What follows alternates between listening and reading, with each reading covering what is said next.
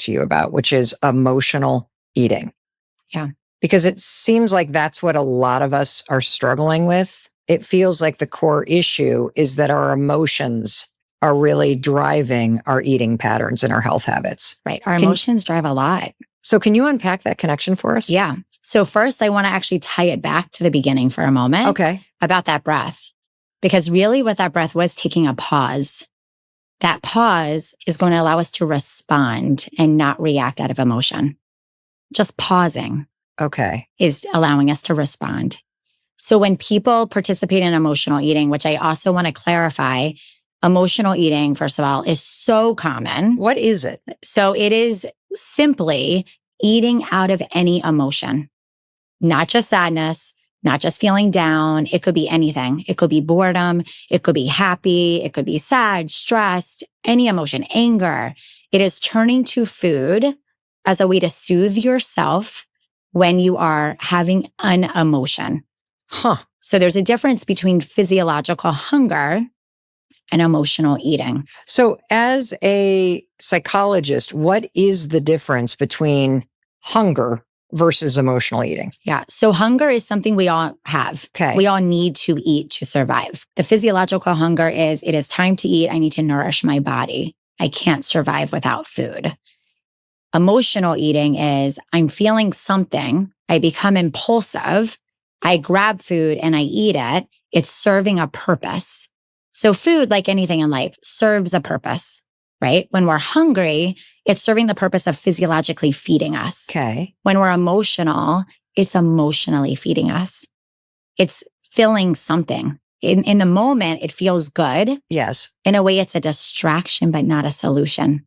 Can you give me some examples and give some examples for the person who's with us right now of what that means in terms of what are the sorts of emotional needs you're filling with food? Yeah. Like when I grab the potato chips while I'm watching television, Right. when I'm mindlessly shoving the M&Ms in my mouth, like Right. what's happening here? Yeah. So a few different things. Okay. For one, it could be, and again, very common. Yep. It could be you're watching TV and you're eating potato chips mindlessly. It could be just an association that now became a habit. Okay. Right? Lots of people sit on the couch, especially in the evenings, watching TV, watching a movie, and they're used to, their brain is now used to the automatic of, I'm going to eat, I'm going to do something with my hands, Yes. right? But the first time that happened, it was not automatic, right? There was a reason that you turned to those potato chips. Got it. So what you're basically saying is, for me, it's popcorn. There's a particular popcorn I really like that's made locally by me. And when I am about to watch TV, I now have a habit of going to the snack drawer, pulling it open, grabbing the bag. They're in these small little bags. So I feel like I can just tunnel right through. Feel more in control. Yes. I then go to the couch and I sit down, and you're right. It's become a habit. I don't really feel anything. But I would imagine I probably did it the first time I was home alone. Yes. Well, you're nodding like, of course you did. Mel. I've heard this. Yeah, it's so common.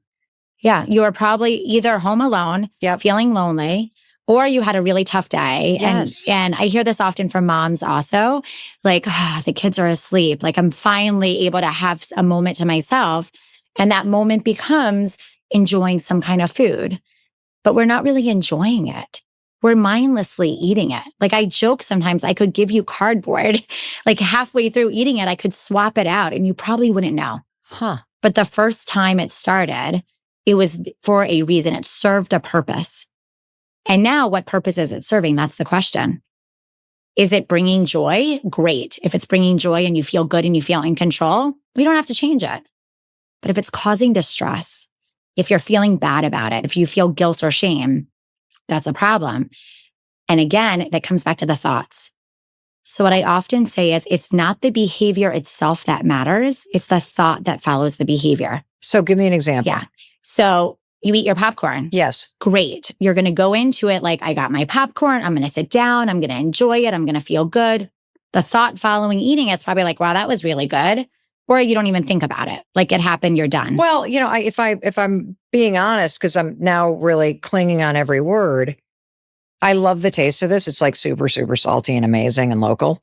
I might have to get some later. But I don't need to eat the whole bag. Right. And I could easily treat myself to a handful and then be done. And the thought that always happens for me as there's about 11 kernels left in the bottom of the clear plastic bag is, why did I eat that whole thing? Like, I wasn't even hungry. Like I could have just, like, why did I eat the whole thing? Right. And then what do you do with that thought usually? What happens the next after? thing is, well, I'm a problem solver. So the next thing is, well, I'm not gonna do this tomorrow night. I'm gonna be good tomorrow. I gotta be good tomorrow. Right. Yes. So the thought that followed the behavior. Yes. So it's not about the popcorn. The popcorn did nothing wrong, right? It's not about the popcorn. The thought that followed you eating the popcorn is where we can tell if this is problematic or not. So if you're beating yourself up or judging yourself, then it's not worth it. Like, why eat the popcorn then?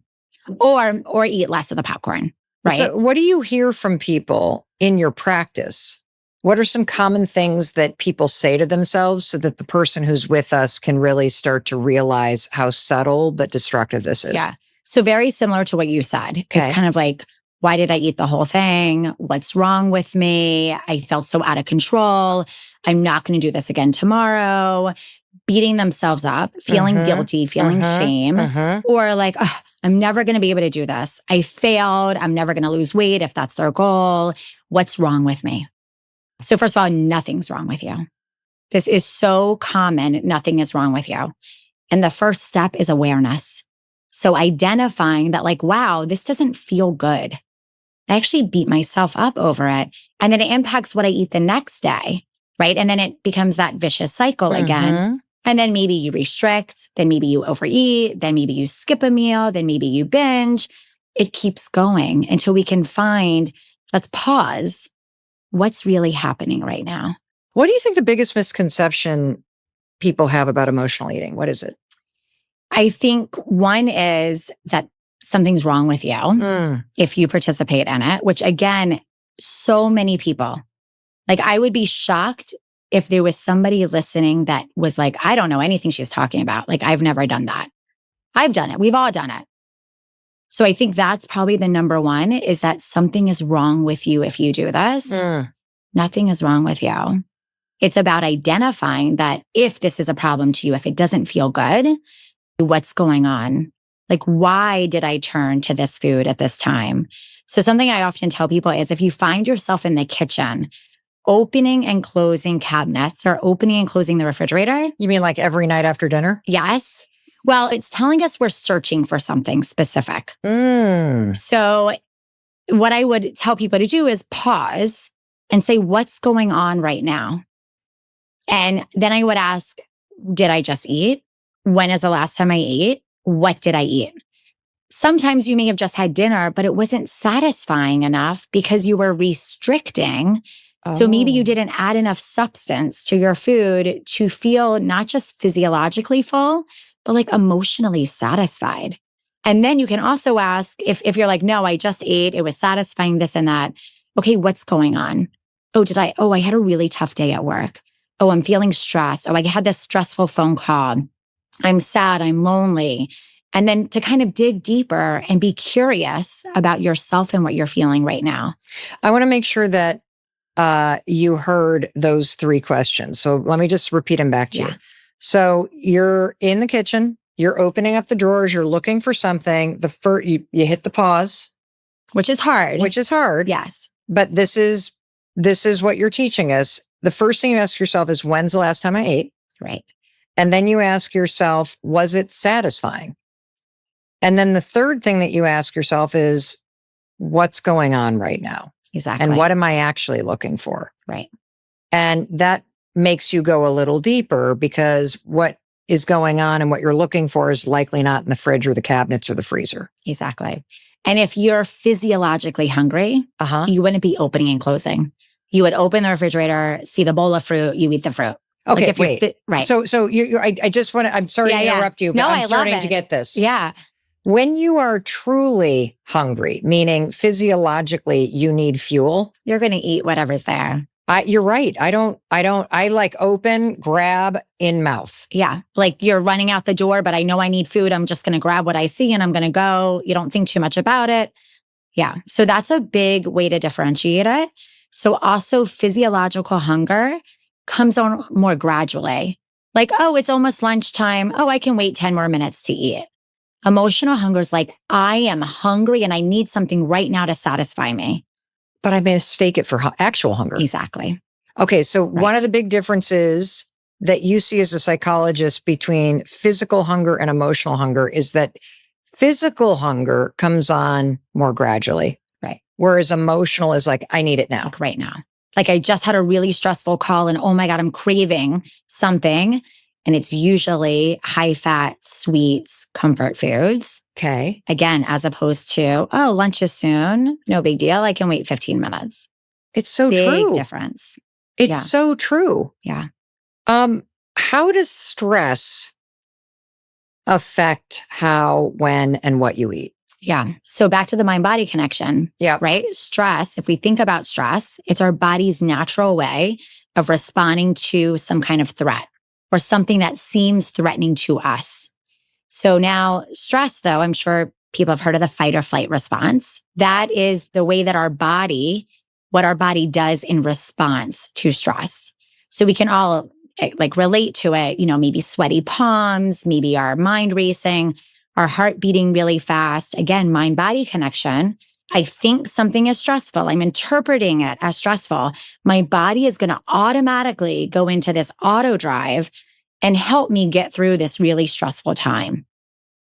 Now, when that happens, the stress hormone cortisol, among other ones, is released. When we're really stressed in the moment, a lot of times our appetite is suppressed. Okay. For some people, it's the complete opposite, right? But like right when it happens, the appetite's suppressed and we're like, oh, I can get through the day. I don't need to eat. I'm forgetting to eat because I'm so busy. I'm stressed. But then when it kind of dies off and it starts like us returning to a homeostasis back to our baseline, it could be like, oh my God, I'm so hungry, right? So that's why when people go through really stressful times, you hear people either say like, oh my God, I ate so much, I can't stop eating, emotional eating. Right. Or like, oh my God, I forgot to eat. That makes a lot of sense. It can go either way. So what are 3 ways to address emotions and stress when your default mode is to start emotional eating? So back to the pause. Okay. Right. So because of this conversation, hopefully people are a little bit more aware. And then we can say pause and let's check in with ourselves. What is going on right now? Mm-hmm. Let's also not forget to be kind to ourselves, right? Like we all participate in this. We all get stress. Life happens. So let's just remind ourselves that this is okay. And then what can I do about it? And I always love talking about what I call your coping toolbox. Great. Like let's pull from that coping toolbox. Give me a tool. Yes. One is something internal. You don't need anybody else for, you don't need anything else for. That's like the breathing exercise. Could also be a different type of relaxation exercise like imagery or meditation, things like that. Then at least 2 others. And the reason I want more than one is because if my go-to coping tool was to go on a run, for instance, I can't just leave right here and go running in the middle of a stressful moment. So we need to have a few options.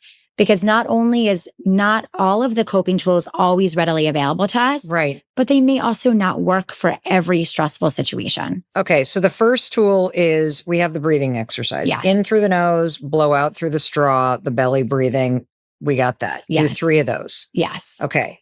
What's the next one? So I don't like to tell you what should be in your toolbox. Okay. Because if you're not a runner, that's not going to be helpful to you. I'm definitely not going for a run. Right. There's no question. I would. No, definitely not. So it's not going to be helpful for me to tell you to put running in your toolbox. That's true. Right. So we have to take a moment and think, okay, when I am stressed, what do I see myself actually doing? Taking a walk. A 10-minute walk. Yes. Great reset for me. And I love that you said that because my running / my walking is that it's getting outside, getting fresh air, moving my body. What's another one we could add in your toolbox? So I don't emotionally eat? Yeah. Put a lock on the fridge? I don't know. Like, how do what do I do? So the key is escape, like get out of the kitchen. Got it. So what's like maybe get into a book, right? What is a good distraction that's not eating unless you're physiologically hungry. Right. That's going to get you out of the kitchen for a few minutes, because usually it's about 10 minutes. Do something else for 10 minutes. And what I tell people is if you really are still thinking about the food, go for it. There's nothing